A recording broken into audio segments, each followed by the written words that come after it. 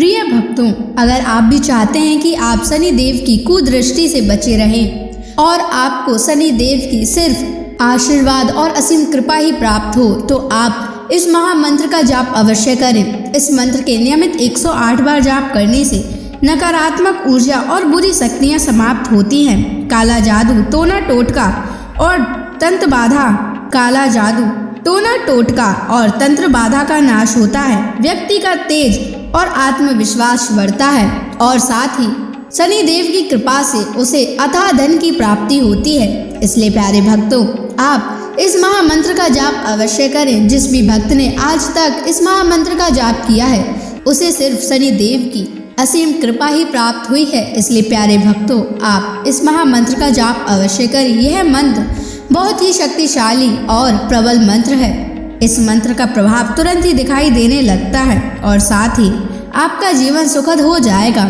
अगर आप शनि देव का आशीर्वाद प्राप्त करना चाहते हैं तो इस वीडियो को लाइक और चैनल को सब्सक्राइब जरूर कर दीजिए और कमेंट बॉक्स में जय शनि महाराज अवश्य लिख दीजिए। तो चलिए भक्तों, मंत्र का जाप करना प्रारंभ करते हैं। ओम ह्रीं सन शनैश्चराय सर्वदोष निवारणाय स्वाहा। ओम ह्रीं सन शनैश्चराय सर्वदोष निवारणाय स्वाहा। ओम ह्रीं सन शनैश्चराय सर्वदोष निवारणाय स्वाहा। ओम ह्रीं सन शनैश्चराय सर्वदोष निवारणाय स्वाहा। ओम ह्रीं सन शनैश्चराय सर्वदोष निवारणाय स्वाहा। ओम ह्रीं सन शनैश्चराय सर्वदोष निवारणाय स्वाहा। ओम ह्रीं सन शनैश्चराय सर्वदोष निवारणाय स्वाहा।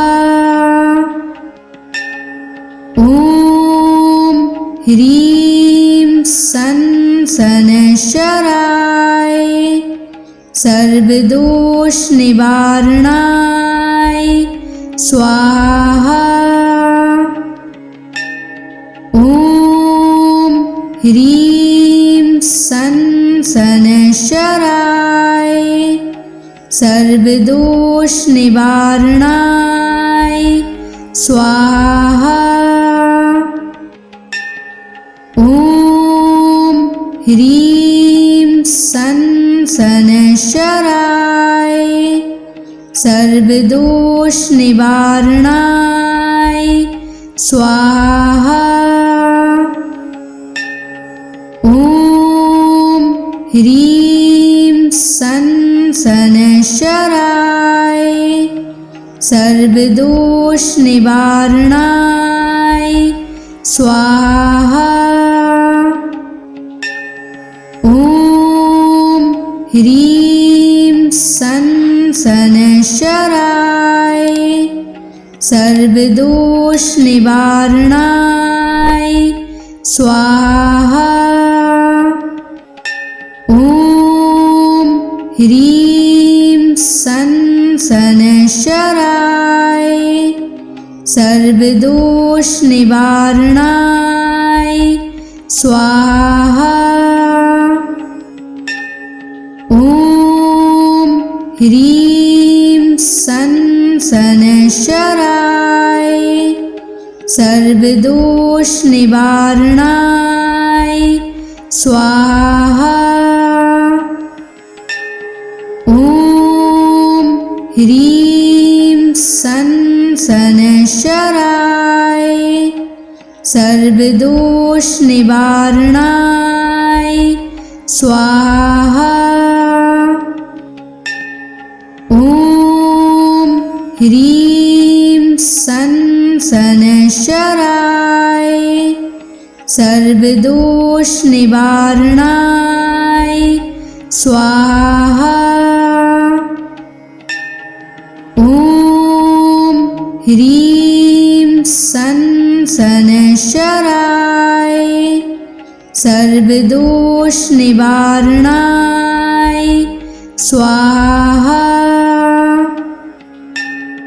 ॐ ह्रीं सन् शनैश्चराय सर्वदोषनिवारणाय स्वाहा। ॐ ह्रीं सन् शनैश्चराय सर्वदोषनिवारणाय स्वाहा। ॐ ह्रीं सन् शनैश्चराय सर्वदोषनिवारणाय स्वाहा। ॐ ह्रीं सन् शनैश्चराय सर्वदोषनिवारणाय स्वाहा। ॐ ह्रीं सन् शनैश्चराय सर्वदोषनिवारणाय स्वाहा। ॐ ह्रीं सन् शनैश्चराय सर्वदोषनिवारणाय स्वाहा। ॐ ह्रीं सन् शनैश्चराय सर्वदोषनिवारणाय स्वाहा। ॐ ह्रीं सन् शनैश्चराय सर्वदोषनिवारणाय स्वाहा। ॐ ह्रीं सन् शनैश्चराय सर्वदोषनिवारणाय स्वाहा। ॐ ह्रीं सन् शनैश्चराय सर्वदोषनिवारणाय स्वाहा। ॐ ह्रीं सन् शनैश्चराय सर्वदोषनिवारणाय स्वाहा। ॐ ह्रीं सन् शनैश्चराय सर्वदोषनिवारणाय स्वाहा। ॐ ह्रीं सन् शनैश्चराय सर्वदोषनिवारणाय स्वाहा। ॐ ह्रीं सन् शनैश्चराय सर्वदोषनिवारणाय स्वाहा। ॐ ह्रीं सन् शनैश्चराय सर्वदोषनिवारणाय स्वाहा। ॐ ह्रीं सन् सनशराय सर्वदोष निवारणाय स्वाहा। ॐ ह्रीं सनशराय सर्वदोष निवारणाय स्वाहा। ॐ ह्रीं सनशराय सर्वदोष निवारणाय स्वाहा।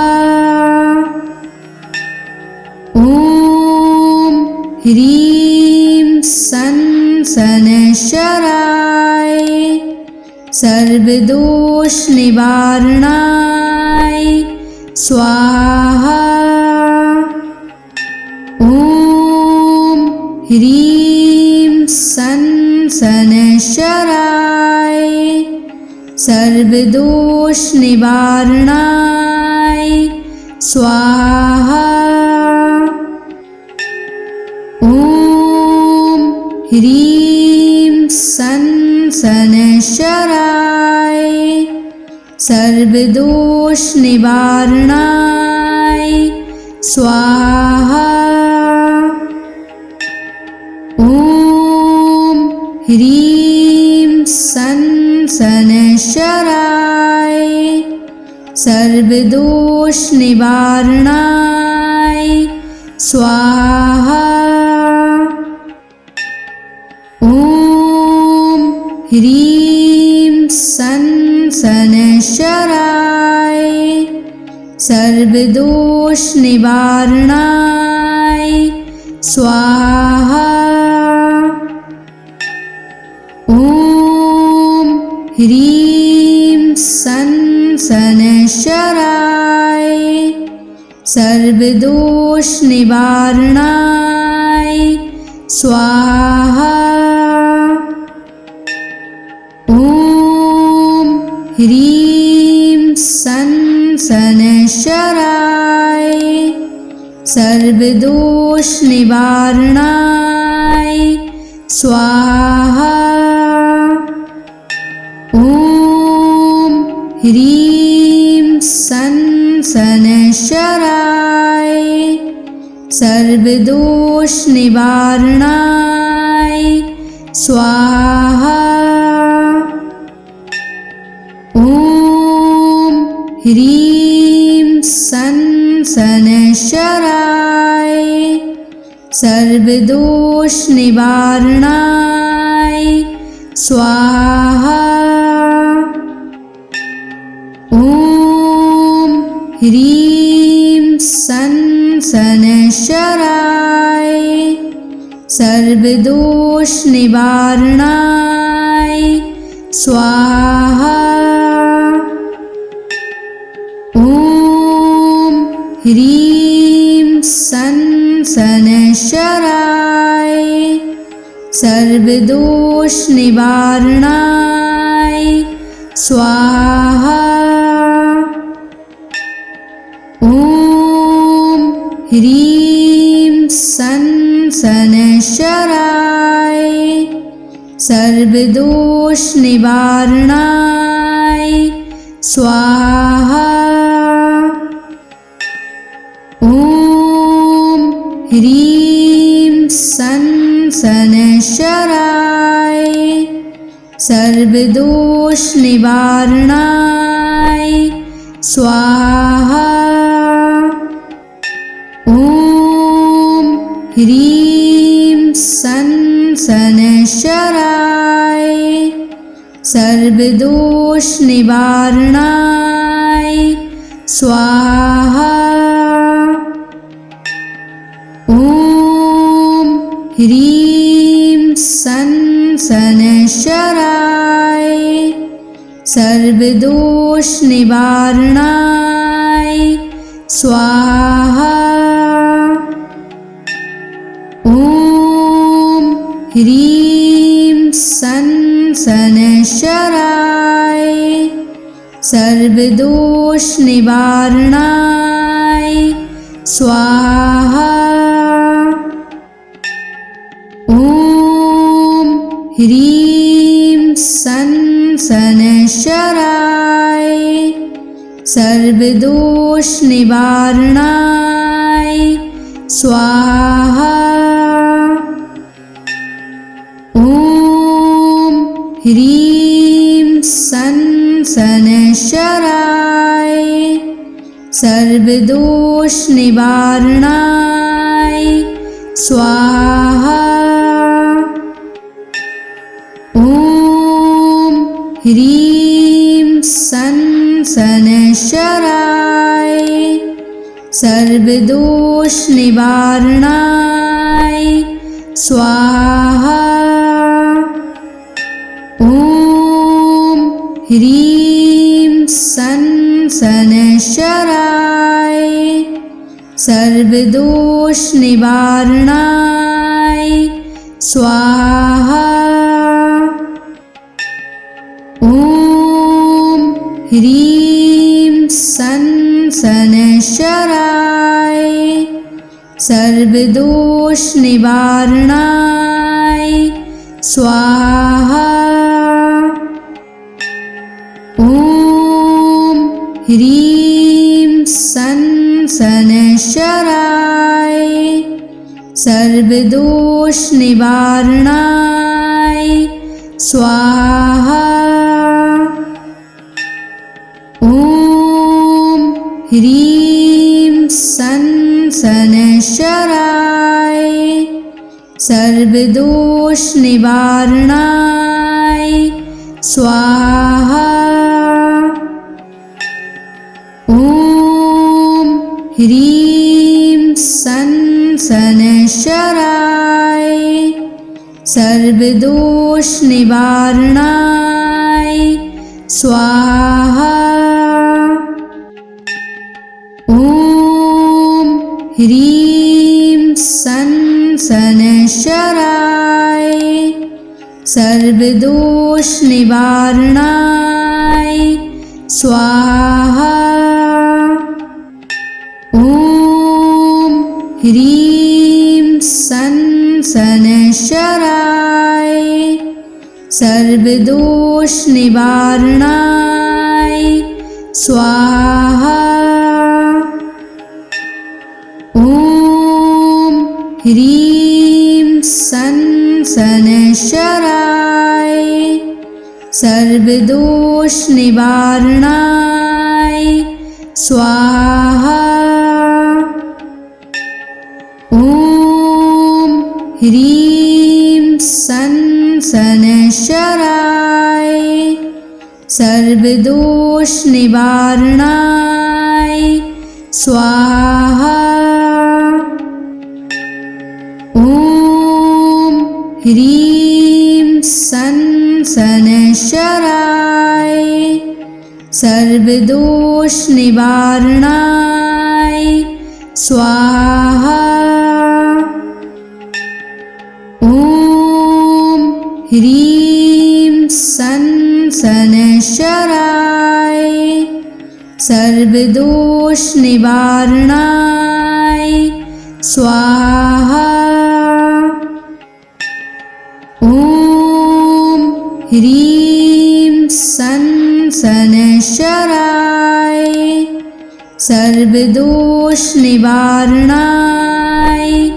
स्वाहा। ॐ ह्रीं सन शनैश्चराय सर्वदोष निवारणाय स्वाहा।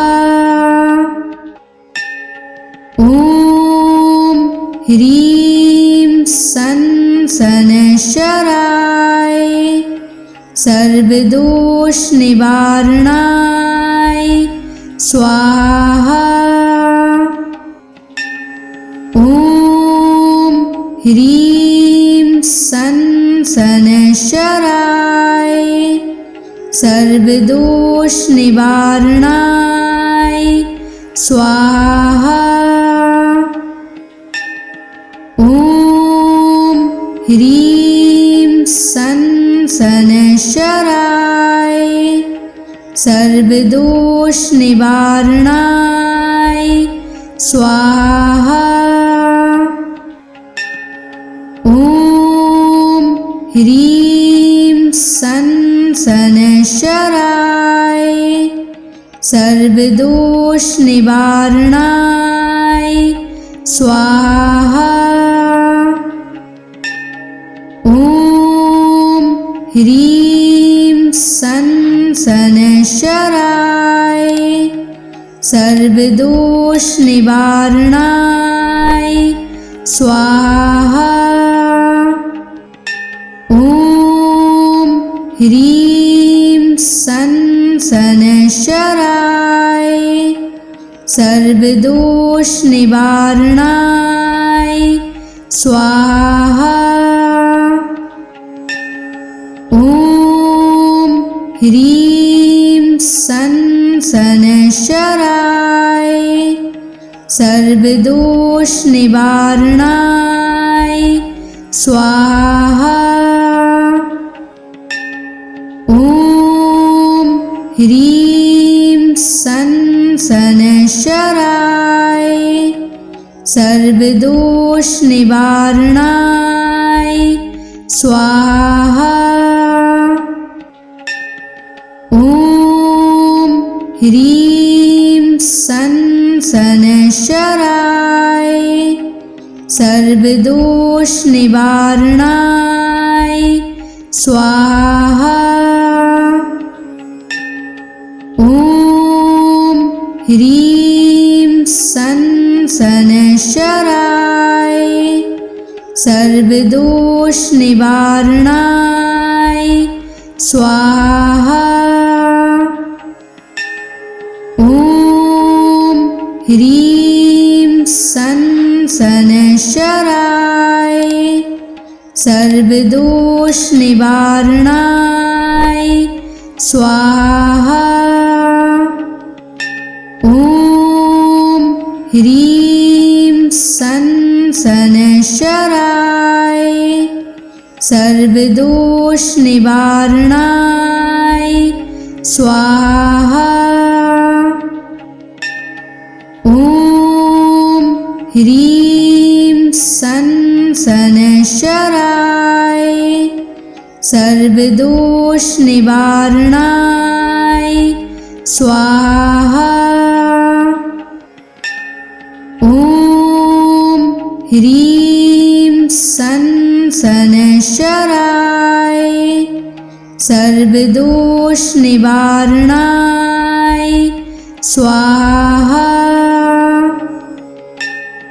ॐ ह्रीं सन् शनैश्चराय सर्वदोषनिवारणाय स्वाहा। ॐ ह्रीं सन् शनैश्चराय सर्वदोषनिवारणाय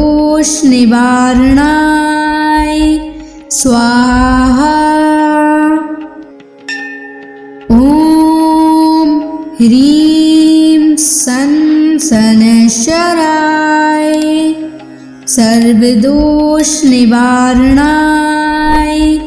स्वाहा। ॐ ह्रीं सन् शनैश्चराय सर्वदोषनिवारणाय स्वाहा। ॐ ह्रीं सन् शनैश्चराय सर्वदोषनिवारणाय स्वाहा।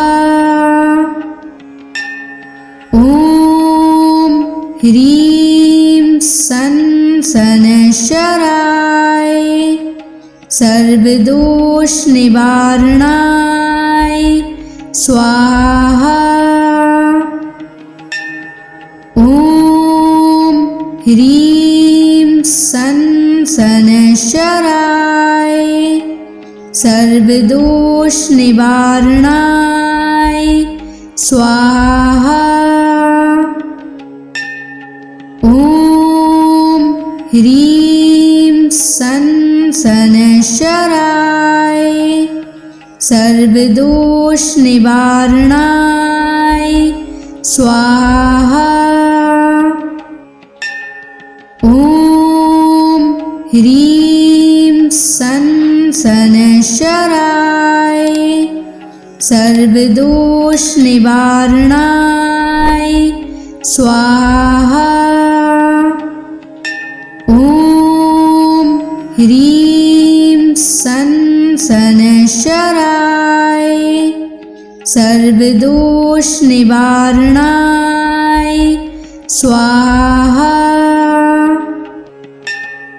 ॐ ह्रीं सं शनैश्चराय सर्वदोष निवारणाय स्वाहा।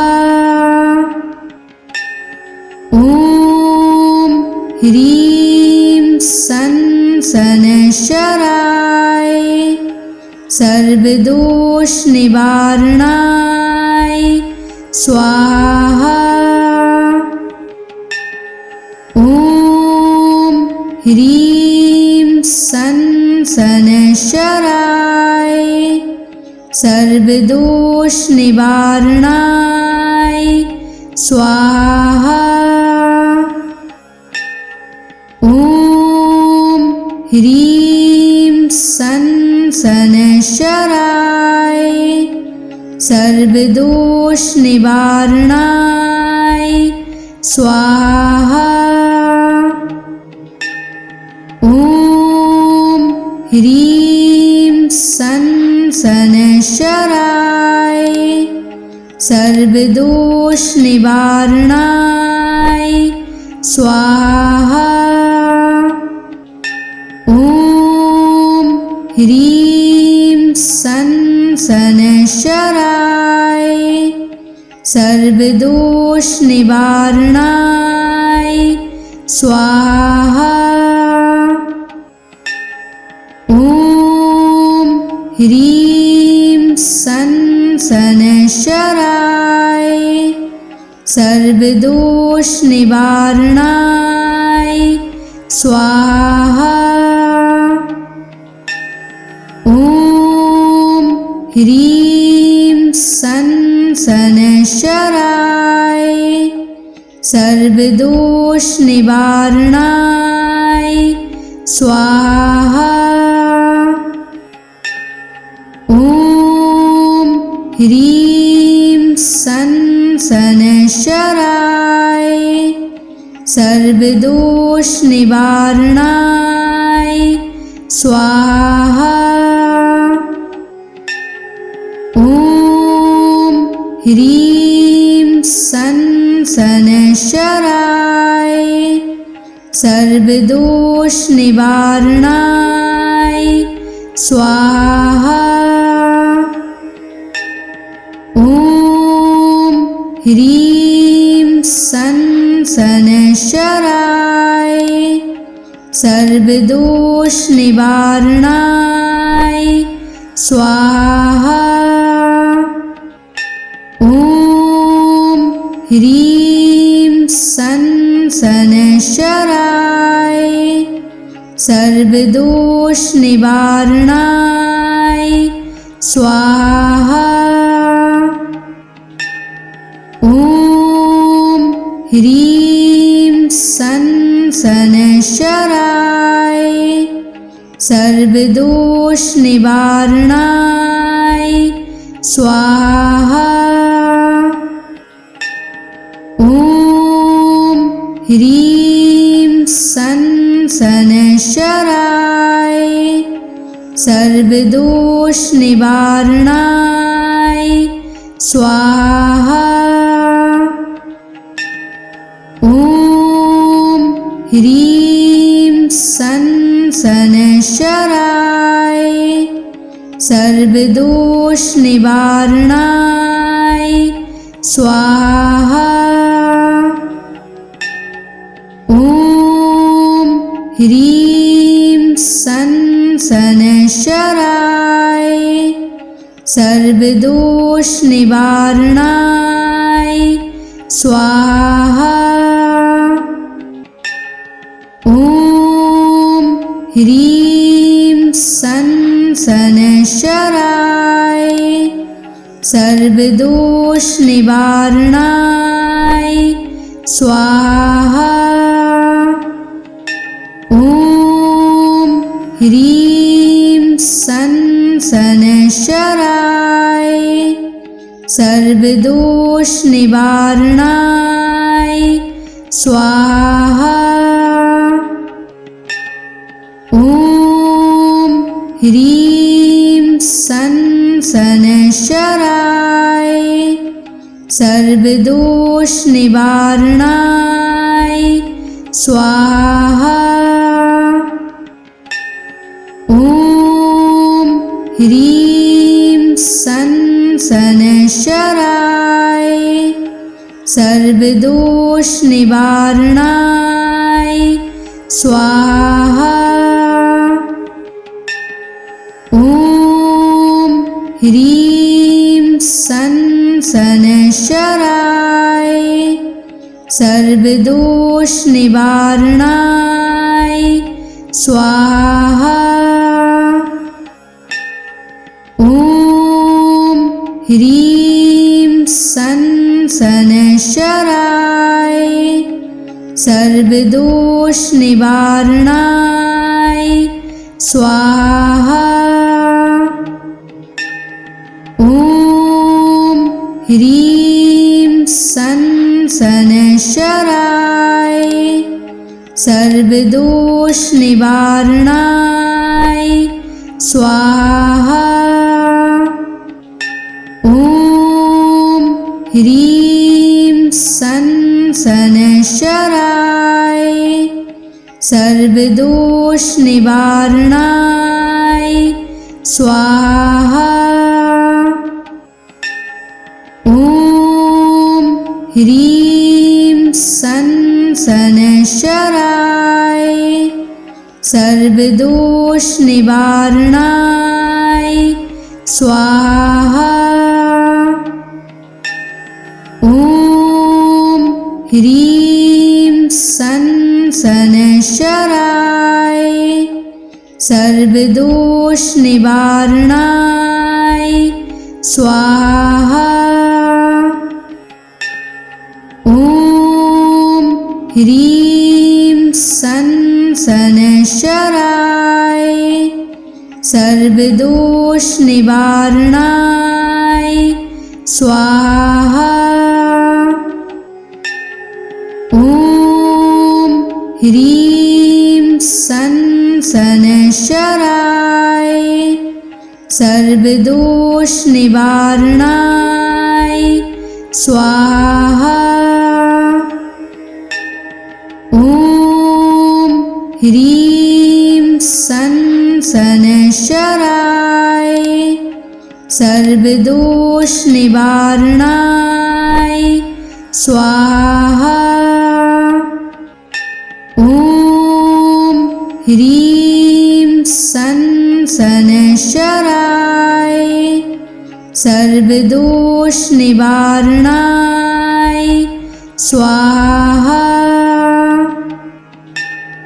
ॐ ह्रीं सन शनैश्चराय सर्वदोषनिवारणाय स्वाहा।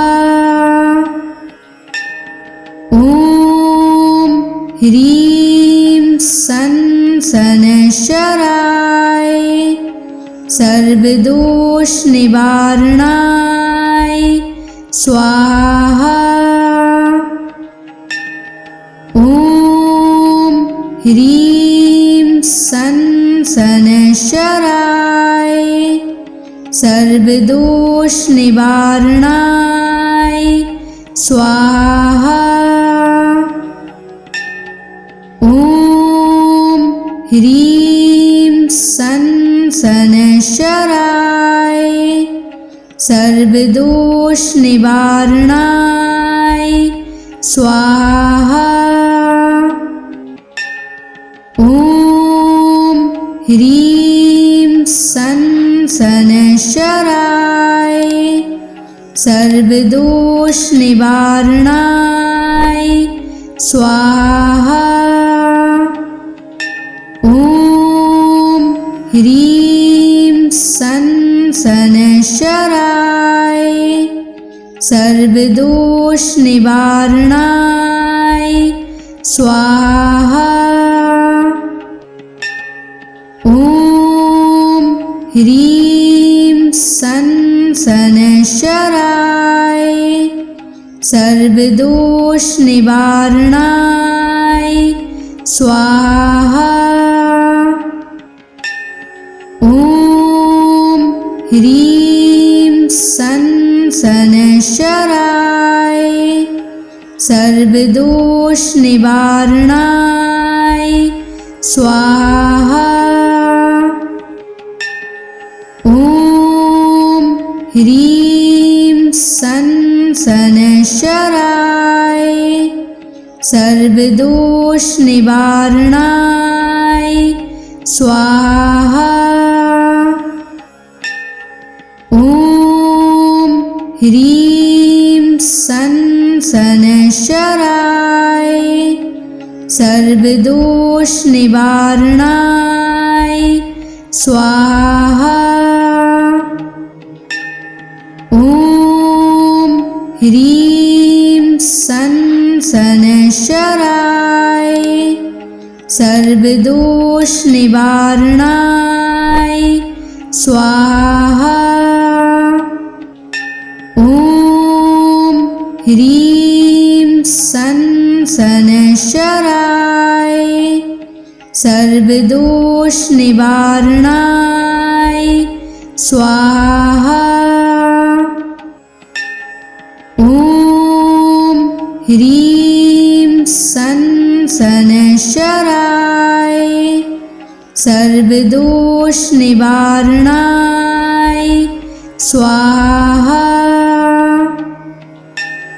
ॐ ह्रीं सन् शनैश्चराय सर्वदोषनिवारणाय स्वाहा।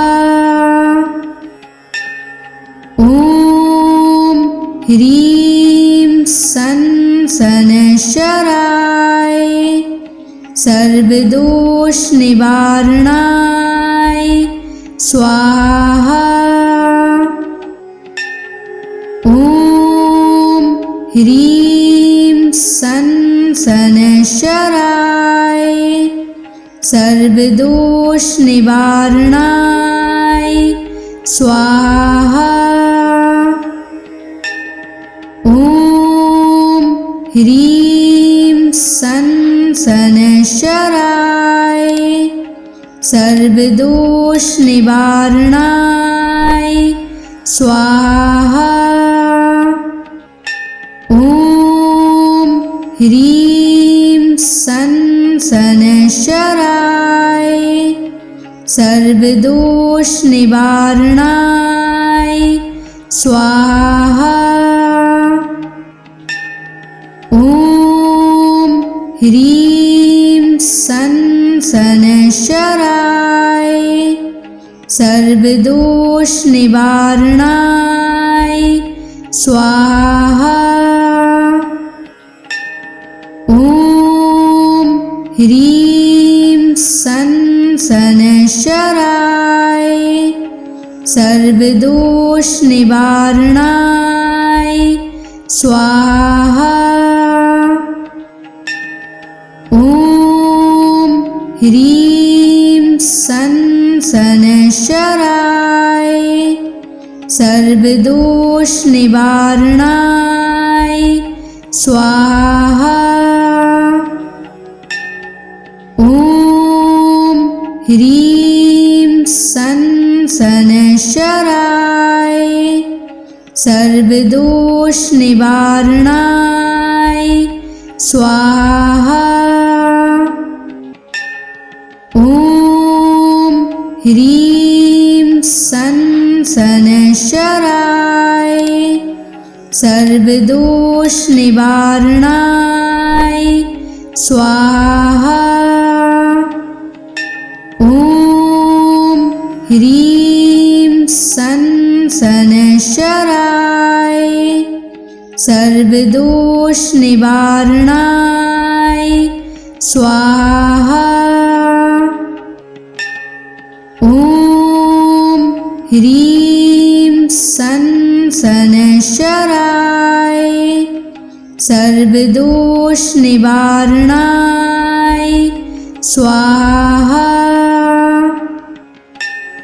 ॐ ह्रीं सन् शनैश्चराय सर्वदोष निवारणाय स्वाहा।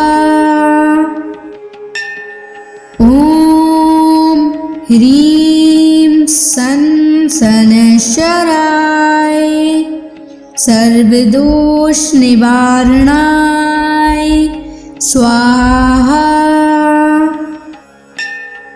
ॐ ह्रीं सन् शनैश्चराय सर्वदोष निवारणाय स्वाहा।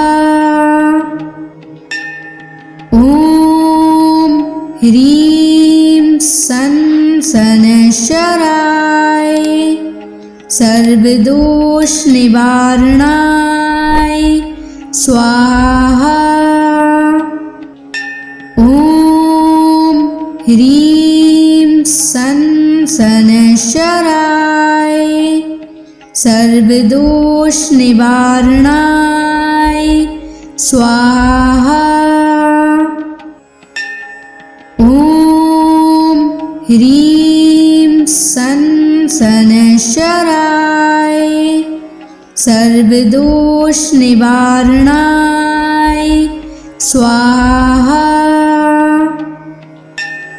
ॐ ह्रीं सन् शनैश्चराय सर्वदोष निवारणाय स्वाहा। ॐ ह्रीं सन् शनैश्चराय सर्वदोष निवारणाय स्वाहा। ॐ ह्रीं सन् शनैश्चराय सर्वदोष निवारणाय स्वाहा। ॐ ह्रीं सन् शनैश्चराय सर्वदोष निवारणाय स्वाहा।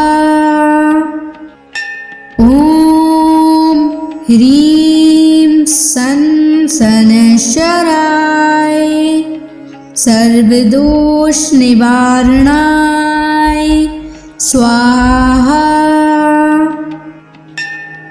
ॐ ह्रीं सन् शनैश्चराय सर्वदोष निवारणाय स्वाहा। ॐ ह्रीं सन् शनैश्चराय सर्वदोष निवारणाय स्वाहा। ॐ ह्रीं सन् शनैश्चराय सर्वदोष निवारणाय स्वाहा।